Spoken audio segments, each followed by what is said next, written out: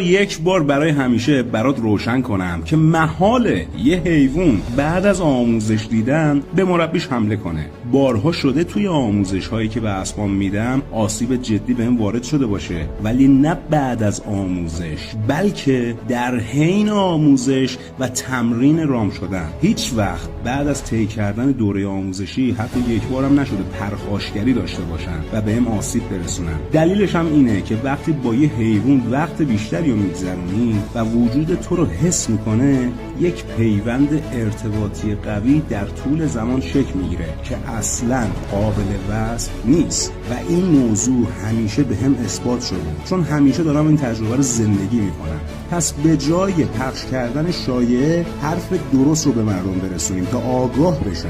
راستش بعضی از حیونا از بعضی از آدما خیلی فهمیده ترن. نظر تو چیه؟